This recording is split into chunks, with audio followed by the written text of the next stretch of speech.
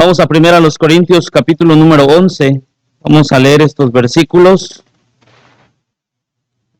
Y después oraremos para que el Señor bendiga este tiempo.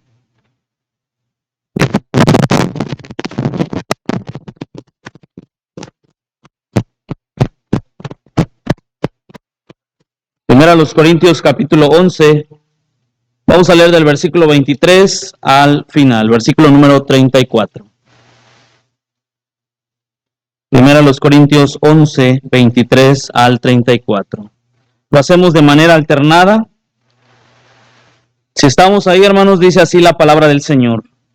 Porque yo recibí del Señor lo que también os he enseñado. El Señor Jesús, la noche que fue entregado, tomó pan.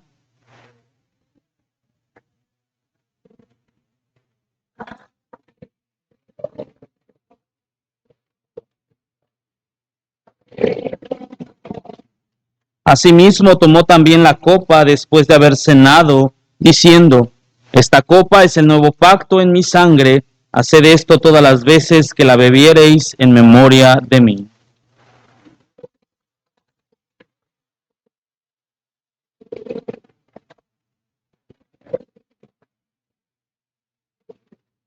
De manera que cualquiera que comiere este pan o bebiere esta copa del Señor indignamente, será culpado del cuerpo y de la sangre del Señor.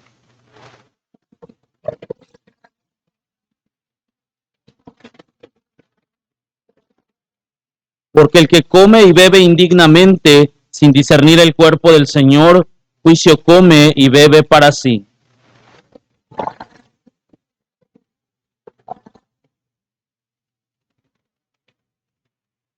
Si pues nos examinásemos a nosotros mismos, no seríamos juzgados.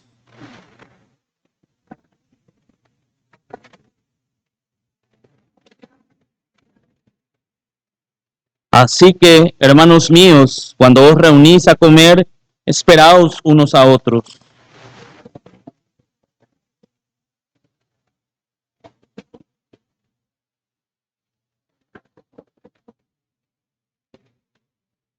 Oramos, hermanos. Ahora una vez hora de la noche. Señor, te agradecemos por la oportunidad que nos das de poder llegar una vez más a tu casa, poder reunirnos, alabar tu nombre. Y ahora, Señor, también hemos tomado el tiempo para poder estudiar y meditar en tu palabra. Señor, te ruego que sea tu Espíritu Santo quien abra nuestro entendimiento, nuestro corazón, Señor, para poder ser receptibles al mensaje, Señor, de tu palabra. Bendice a cada hermano que está presente en esta noche. Dios, que estemos con el único propósito de darte honra y gloria a ti. Padre, encomendamos este tiempo y todo lo que aún falta por realizarse, Señor, en tus manos, para que en todo, Señor, tu nombre sea glorificado. Nos encomendamos a ti, en el bendito y maravilloso nombre de Jesucristo, nuestro amado Salvador. Amén. Bien, hermanos, hoy es un día importante, ¿verdad?, para la iglesia. Hoy celebramos la Santa Cena, ¿verdad? Una de las ordenanzas después de nuestra salvación, ¿verdad?, que es el bautismo y la Santa Cena. Entonces, es algo muy especial, hermano, lo que en esta noche vamos a llevar a cabo. Y quiero en estos minutos, hermano, que nosotros podamos entender y comprender algunas verdades acerca de la Cena del Señor, ¿sí? Saber por qué nosotros practicamos esto o qué es lo que caracteriza verdaderamente la Cena del Señor. Algo que el apóstol Pablo menciona en el capítulo número 11, especialmente en estos versículos que acabamos de leer, ¿verdad? Algo que él menciona como, podríamos tomarlo como un dato importante, es que en la noche de su traición, en la noche que él iba a ser traicionado por uno de sus discípulos, el Señor Jesús instituyó la ordenanza de la cena. Fue precisamente en ese evento, ¿sí? En la noche de su traición, el Señor mismo instituye la ordenanza de la cena y Él declara específicamente que se debía celebrar en memoria de Él. ¿Sí? Si vamos ahí a los versículos 24 y versículo 25, esa frase el Señor Jesús la repite 2 veces. Dice la última parte, dice, hacer esto en memoria de mí. Y versículo 25, la última parte, dice, hacer esto todas las veces que la bebiereis en memoria de mí. Entonces, el Señor Jesucristo declaró específicamente, hermano, que se debe celebrar esta ordenanza, ¿sí? Con el fin de recordar el sacrificio de Cristo. Entonces, Cristo lo enfatiza 2 veces en el versículo 24 y versículo 25, y Él comienza en el versículo 23 diciendo, porque yo recibí del Señor lo que también os he enseñado. El Señor Jesús, la noche que fue entregado, tomó pan. Entonces, podemos darnos cuenta, si nosotros vamos a los evangelios, podemos comprobar esta parte, que la cena se instituye precisamente en esa noche en el que el Señor Jesús iba a ser entregado. Entonces, el Señor también algo que menciona en la última parte, dice, tomó pan. Y hermano, cuando el Señor Jesús hace mención de esto, Él instituye este evento o esta conmemoración, ¿verdad? Él dice que partió el pan e instituyó a que lo comieran, que lo hicieran en memoria de Él. Después los otros versículos nos dice que Él también tomó la copa e instituyó a sus discípulos a beber de ella en memoria de Él. Por eso les mencionaba, Él da este recordatorio a la iglesia de llevar a cabo, ¿verdad?, esta ordenanza con el fin de recordar eso, el sacrificio de Jesucristo. Pero hermano, ¿por qué Pablo menciona esta ordenanza o este asunto a los corintios? ¿Por qué esta ordenanza de la cena del Señor se menciona en el libro de los Corintios? Hermano, en Corintio había un problema.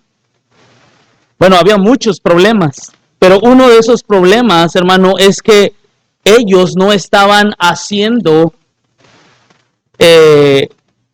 o tomando la cena del Señor dignamente. Y ese era el problema, hermano. Había en la iglesia de Corinto, ellos no consideraban varias verdades acerca de la cena del Señor. Hay muchas verdades, hermanos, que tratan acerca de la cena del Señor y que ellos no lo estaban considerando, no le daban tanta importancia. Ahora, San Pablo amonesta a los hermanos de Corinto. Él los amonesta, dice versículo número 27, dice, de manera que cualquiera que comiere este pan o bebiere esta copa del Señor indignamente será culpado del cuerpo y de la sangre de Jesucristo. Y de hecho, hay 2 palabras que él menciona en el versículo 28 y en el versículo 31. Dice, por tanto, pruébese cada uno a sí mismo. Y luego dice el versículo número 31, si pues nos examinásemos a nosotros mismos, no seríamos juzgados. Entonces, hermano, el apóstol tuvo que informar y a la vez tuvo que reprender a los hermanos de Corinto acerca de la manera en que ellos comían la cena del Señor. Él tuvo que hacer este exhorto a la iglesia de Corinto y él los amonesta a examinar sus actitudes y sus motivos por los cuales ellos tomaban la cena. Hermano, entonces, esto de la cena del Señor, hermano, no es cualquier celebración. No cualquiera puede tomar la cena del Señor. Porque, hermano, necesitamos entender algunas verdades que caracterizan la cena del Señor. Y tal vez hay cosas que estamos dejando, hermano, en el olvido, o que estamos dejando a un lado sin darle la importancia a esta ordenanza llamada la cena del Señor. Entonces, San Pablo amonesta a examinar las actitudes de los corintios, los motivos por los cuales ellos participaban de la cena. Porque, hermano, tan solo pensar de participar en la cena del Señor con una actitud egoísta, o una mala actitud, o con una actitud indiferente al propósito y al origen sagrado que la cena tiene, hermano, cuando nosotros tomamos una actitud de indiferencia o una actitud egoísta, hermano, no estamos haciendo las cosas con orden. ¿Sí? Y el Señor Jesucristo manda a hacer las cosas decentemente y con orden. Decentemente y con orden. Entonces, hermano, ¿qué es lo que en verdad caracteriza la cena del Señor? A través de estos versículos que acabamos de leer, hermano, quisiera que nosotros analizáramos esas características verdaderas de la cena del Señor.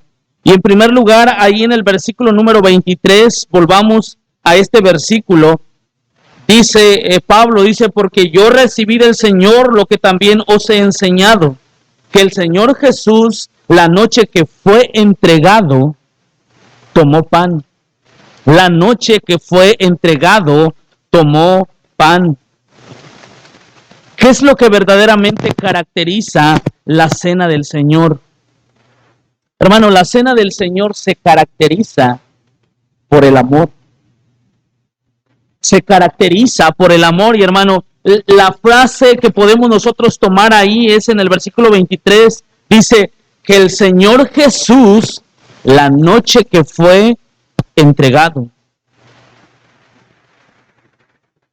La noche que fue entregado, hermano. La cena del Señor simboliza un acto de amor.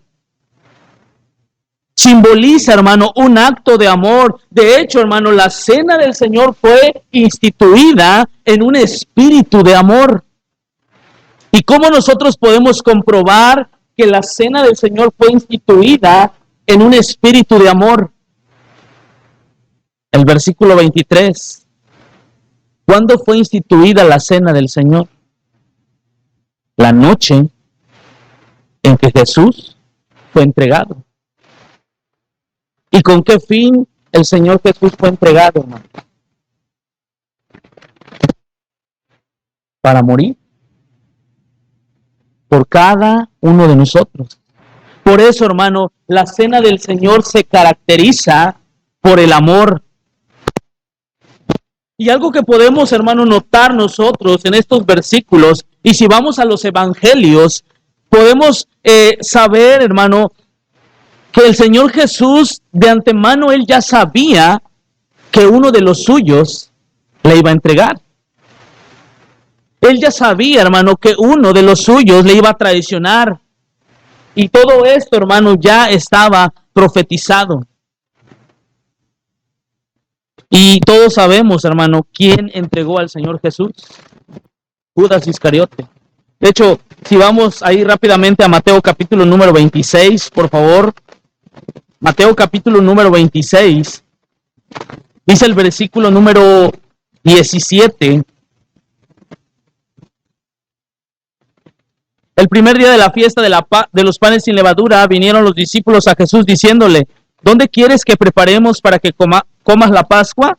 Y él dijo, id a la ciudad a cierto hombre y decidle, el maestro dice, mi tiempo está cerca, en tu casa celebraré la Pascua con mis discípulos. Y los discípulos hicieron como Jesús les mandó, y prepararon la Pascua.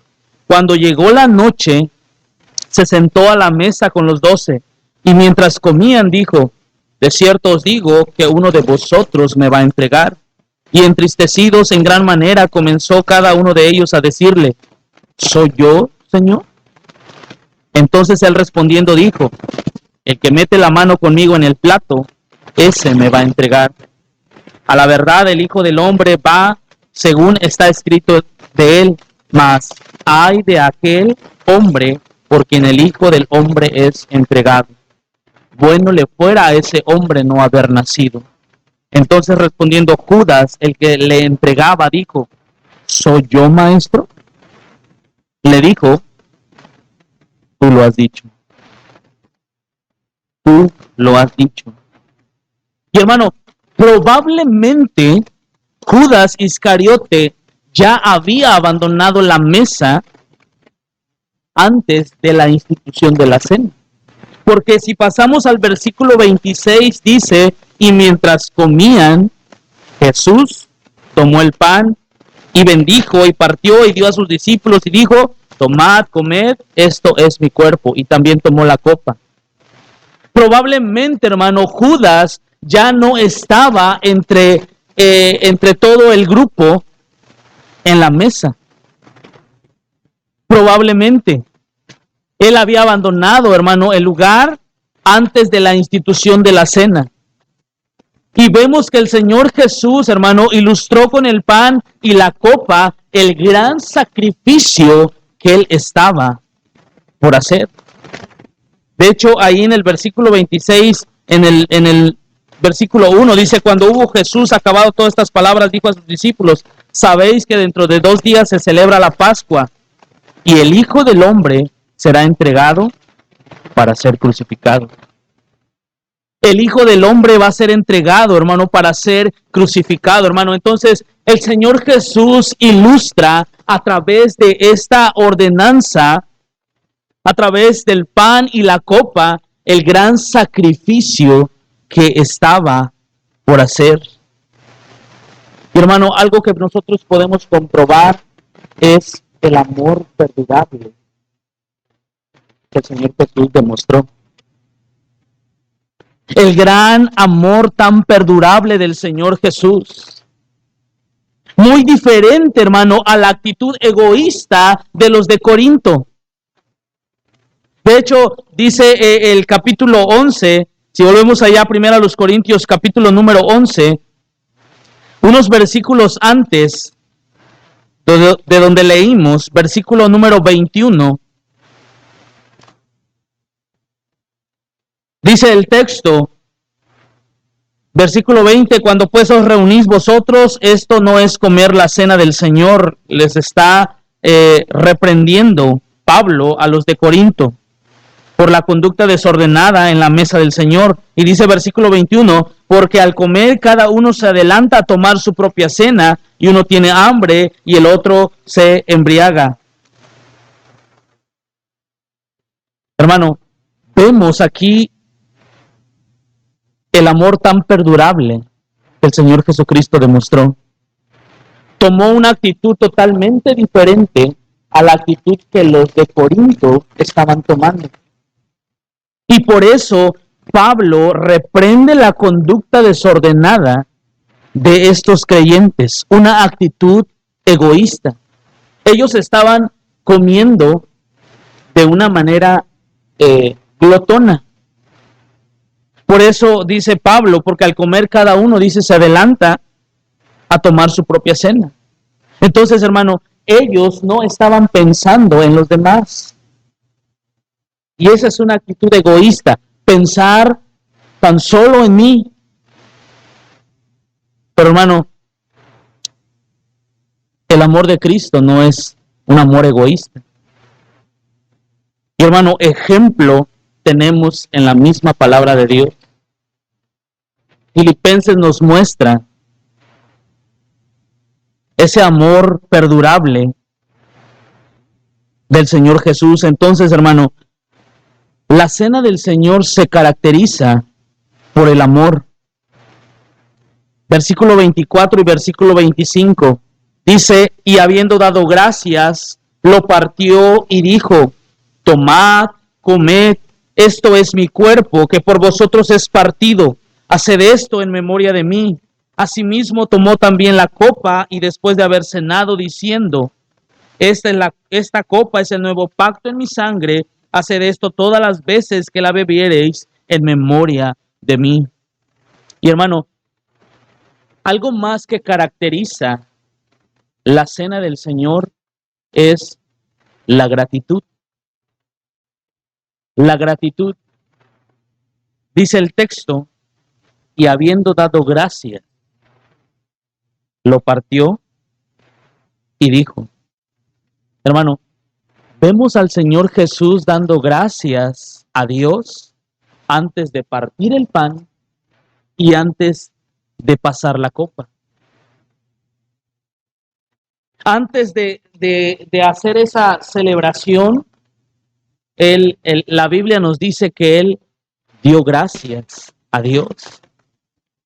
Y hermano, el pan y la copa representaban los sufrimientos del Señor Jesucristo. Por eso Él dice, tomad, comed, esto es mi cuerpo, que por vosotros es partido. En otras palabras, podríamos decir, tomad, comed, esto es mi cuerpo, que por vosotros es sacrificado.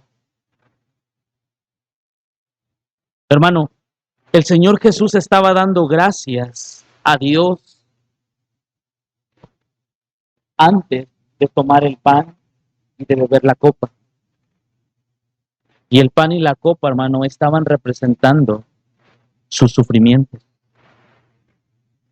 Sus sufrimientos. Y hermano, podemos preguntarnos, ¿debe uno dar gracias a Dios por su sufrimiento? ¿Debe dar uno gracias a Dios por sus sufrimientos? El Señor Jesús lo hizo. El Señor Jesús, hermano, lo hizo. Ahora, la pregunta es, ¿podemos nosotros hacerlo también? Hermano, el Señor Jesús estaba a punto de ser entregado y al amanecer ser crucificado al siguiente día. Y él dice en el texto, y habiendo dado gracias, lo partió y dijo, este es mi cuerpo que por vosotros es partido. Y hermano, todo lo que vemos aquí, el Señor Jesucristo estaba hablando en un sentido figurado, en un sentido simbólico. La copa y el pan representaban sus sufrimientos. Hermano, ¿debemos dar gracias a Dios por los sufrimientos? Quiero que vayamos a Filipenses capítulo 1, versículo 29. Filipenses capítulo 1, versículo 29, dice Pablo, escribe, porque a vosotros os es concedido a causa de Cristo, no solo que creáis en Él, sino que también padezcáis por Él. No solo dice que creáis en Él, porque a vosotros os es concedido a causa de Cristo. No solo que creamos en Cristo, sino que también necesitamos, hermano, padecer por la causa de Cristo. Por eso, hermano, nosotros estamos dispuestos a sufrir por la causa de Cristo. Debemos dar gracias a Dios por los sufrimientos. Pablo nos recuerda, todas las cosas nos ayudan a bien. Pablo nos recuerda, todas las cosas nos ayudan a bien. Pablo también escribe a los tesalonicenses, dad gracias. ¿En qué? En todo. Dad gracias en todo. Hermano, necesitamos darle gracias a Dios por ese sufrimiento que el Señor Jesús padeció por nosotros. Porque hermano, lo que el Señor Jesucristo hizo por nosotros no fue cualquier acto. No fue cualquier acto, hermano. Por eso, hermano, cada vez que nosotros tomemos la cena del Señor, debemos darle gracias a Dios, gracias a Cristo por el inmenso sacrificio que Él hizo por nosotros. El inmenso sacrificio que hizo por nosotros. Y hermano, si vamos ahí a Primera de Pedro, capítulo número 2, ¿cuál fue ese inmenso sacrificio que el Señor Jesucristo hizo por cada uno de nosotros? Versículo 21 de Primera de Pedro, capítulo 2, dice, pues para esto fuisteis llamados, porque también Cristo padeció por nosotros, dejándonos ejemplo para que sigáis sus pisadas, el cual no hizo pecado, ni se halló engaño en su boca, quien cuando le maldecían, no respondía con maldición, cuando padecía, no amenazaba, sino encomendaba la causa al que juzga justamente, quien llevó él mismo nuestros pecados en su cuerpo sobre el madero, para que nosotros, estando muertos a los pecados, vivamos a la justicia, y por cuya herida fuisteis sanados. Porque vosotros erais ovejas descarriadas, pero ahora habéis vuelto al pastor y obispo de vuestras almas. Y si vamos a Isaías capítulo 53, hermano, vamos a encontrar las mismas palabras. Por eso, hermano, quiero que recordemos esto. Cada vez que nosotros participamos de la cena del Señor, necesitamos darle gracias a Él por ese inmenso sacrificio que hizo por cada uno de nosotros. Por eso, hermano, la cena del Señor se caracteriza no solo por el amor que Cristo ha demostrado, sino también por la gratitud. En tercer lugar, la cena del Señor se caracteriza por la voluntad abnegada. Por la voluntad abnegada. Quiero que volvamos ahí al libro de Corintios, donde estamos, capítulo número 11. Porque yo recibí del Señor lo que también os he enseñado. El Señor Jesús, la noche que fue entregado, tomó pan y habiendo dado gracias, lo partió y dijo, tomad, comed, esto es mi cuerpo que por vosotros es partido. Haced esto en memoria de mí. Asimismo tomó también la copa después de haber cenado, diciendo, esta copa es el nuevo pacto en mi sangre. Haced esto todas las veces que la bebiereis en memoria de mí. Así pues, todas las veces que comiereis este pan y beberéis esta copa, la muerte del Señor anunciáis hasta que Él venga. Hermano, la cena del Señor también se caracteriza por esa voluntad abnegada. Hermano, la cena del Señor podemos simbolizar la crucifixión de Cristo, quien voluntariamente se entregó a sí mismo por nosotros. Se entregó, hermano, voluntariamente por nosotros mismos. De hecho, hermano, la Biblia declara abiertamente que la muerte del Señor Jesús no fue un accidente. Quiero que vayamos a Juan capítulo número 10. Leemos estos textos. Juan capítulo número 10, versículo 17. Juan capítulo 10, versículo 17 y 18 dice, por eso me ama el Padre, porque yo pongo mi vida para volverla a tomar. Nadie me la quita, sino que yo de mí mismo la pongo. Tengo poder para ponerla y tengo poder para volverla a tomar. Este mandamiento recibí de mi Padre. Hermano, la Biblia declara abiertamente que la muerte del Señor Jesús no fue un accidente. Él se entregó voluntariamente por cada uno de nosotros. algo que hemos mencionado y el problema que Corinto estaba teniendo con este asunto de la ordenanza de la cena del Señor es que ellos estaban haciendo todo de manera desordenada, estaban teniendo una actitud, una conducta desordenada con el asunto de la mesa del Señor. Y algo que podemos ver que dice Pablo es que cada uno de ellos se adelantaba a tomar su propia cena sin considerar a los demás. Por eso Pablo tiene que amonestar a los hermanos de Corinto a que ellos hagan o lleven a cabo esta ordenanza de manera digna, de manera digna. Entonces, Pablo hace esta reprensión porque cada uno se adelantaba a tomar su propia cena sin considerar a los demás hermanos. Y hermano, esto también nos lleva a pensar en la actitud que el Señor tomó cuando Él dio su vida por nosotros. Él no pensó, hermano, en sí mismo. Y me gusta mucho este canto. En su mente estaba usted y estaba yo. Estábamos, hermano, en la mente de Cristo. Quiero que vayamos, hermano, a Filipenses capítulo número 2.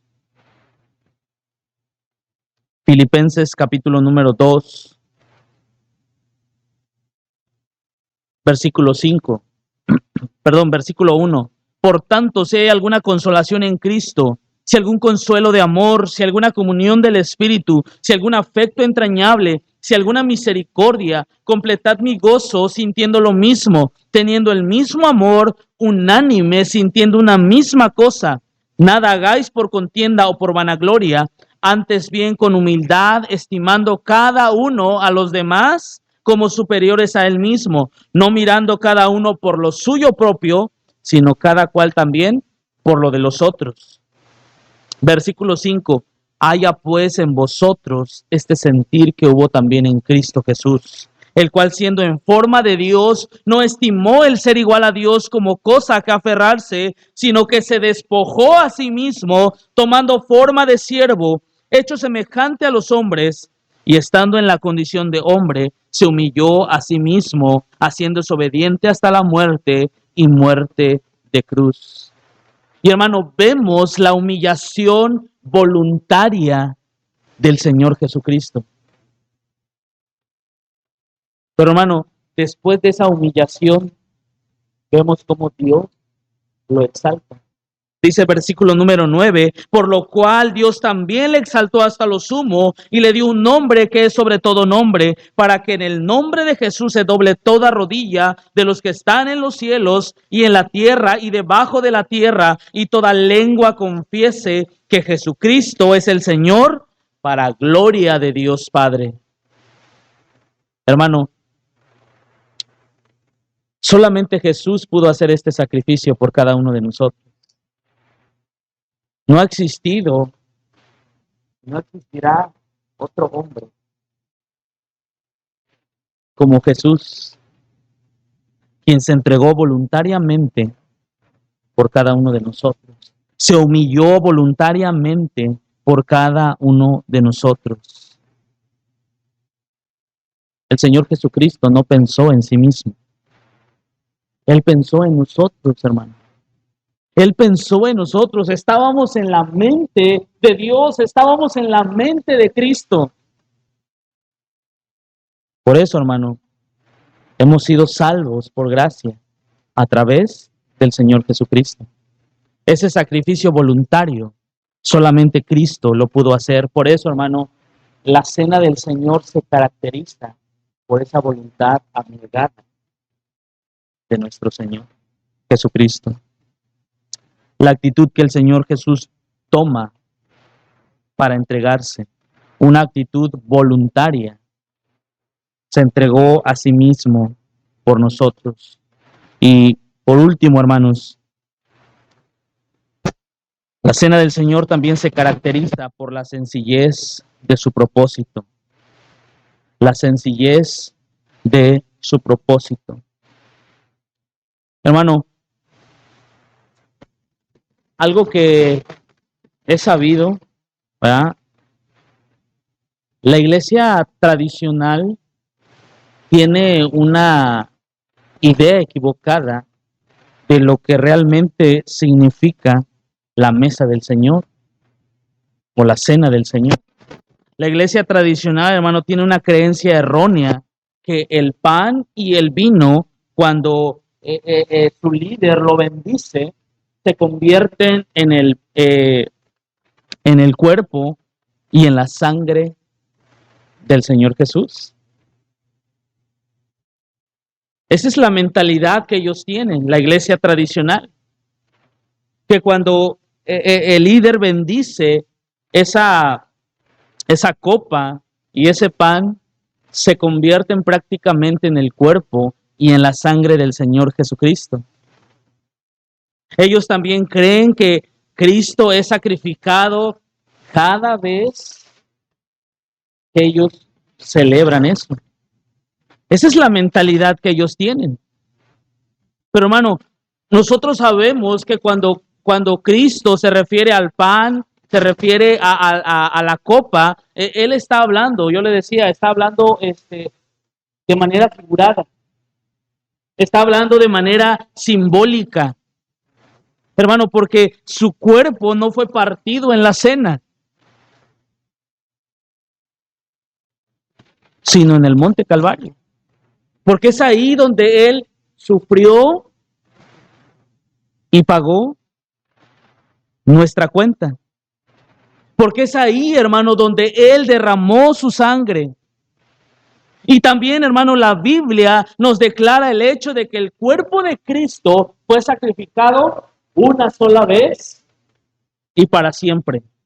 Una sola vez y para siempre. Quiero que vayamos a Hebreos capítulo 10, por favor. Hebreos capítulo 10, versículo número 10. Dice el texto, en esa voluntad somos santificados mediante la ofrenda del cuerpo de Jesucristo, que dice, hecha una vez para siempre. Y ciertamente todo sacerdote está día tras día ministrando y ofreciendo muchas veces los mismos sacrificios que nunca pueden quitar los pecados. Pero Cristo, habiendo ofrecido una vez para siempre un solo sacrificio por los pecados, se ha sentado a la diestra de Dios, de ahí en adelante, esperando hasta que sus enemigos sean puestos por estrado de sus pies, porque con una sola ofrenda hizo perfectos para siempre a los santificados. Precioso sacrificio de Cristo, hermano. Cristo fue ofrecido una sola vez y para siempre. Una sola vez y para siempre. Dice versículo 12, habiendo ofrecido una vez para siempre un solo sacrificio por los pecados, dice, se ha sentado a la diestra de Dios. Y hermano, cuando vemos esta frase, se ha sentado a la diestra de Dios, hermano, nos da a entender de que su obra fue terminada. Su obra, hermano, fue terminada. Por eso, hermano, el propósito sencillo de la cena del Señor es recordarle a Él. Recordarle a Él. A través de la cena del Señor nosotros recordamos la muerte de Cristo. Pero hermano, no solo necesitamos recordar la muerte de Cristo, también, hermano, necesitamos recordar la obra redentora de Cristo. Necesitamos, hermano, también recordar la resurrección de Jesucristo de entre los muertos, que la Biblia también nos enseña. La cena del Señor, hermano, también nos debe de hacer recordar cuando Jesucristo ascendió a los cielos. Pero también, hermano, la cena del Señor nos debe de recordar el pronto regreso del Señor Jesús. Por eso dice el versículo número 26 del capítulo 11 de Efesios. Dice: así pues, todas las veces que comieres este pan y bebieres esta copa, la muerte del Señor anunciáis hasta que Él venga. Por eso, hermano, el propósito sencillo de la cena del Señor es recordarle a Él. Recordar su muerte. Claro que sí, recordamos la muerte del Señor Jesús, ese sacrificio que hizo por cada uno de nosotros. Pero también, hermano, necesitamos recordar y tener bien presente la obra de redención que hizo por cada uno de nosotros. Y recordar, hermano, que la Biblia dice que el Señor Jesucristo, sí, murió, que fue sepultado. Pero ¿qué pasó? Al tercer día resucitó de entre los muertos. Y después de algunos días, Él ascendió a los cielos. Y que ahora los creyentes estamos a la espera del Hijo de Dios. Hermano, esa debe de ser nuestra convicción. Ese debe de ser, hermano, nuestro recordatorio de todos los días. No solamente ahorita que vamos a tomar la cena del Señor, hermano, todos los días debemos de recordar la muerte de Cristo. De hecho, pronto el mundo entero, o casi todo el mundo, va a celebrar porque ellos lo celebran a su manera, la muerte de Cristo. Y hermano, es tan irónico, yo lo veo así. La gente celebra el nacimiento de Cristo, la gente celebra la muerte de Cristo, la sepultura de Cristo, la resurrección de Jesucristo. Pero cuando usted le habla del Evangelio, la gente no quiere. Porque, hermano, el Evangelio significa la muerte, la sepultura y la resurrección de Jesucristo de entre los muertos. Eso es el Evangelio, de eso trata el Evangelio. Entonces, es irónico porque la gente celebra, pero cuando usted le habla del Evangelio, no quiere. Pero, hermano, es un recordatorio que nosotros debemos de tener no solamente en fechas, y tampoco, hermano, como en este día, sino que todos los días, hermano, debemos recordar el precioso sacrificio que Jesucristo hizo por cada uno de nosotros. Porque, hermano, es precioso lo que Jesucristo hizo por nosotros. Es valioso lo que Jesucristo, hermano, hizo por cada uno de nosotros. Entonces, Pablo, hermano, amonesta a los corintios y les dice: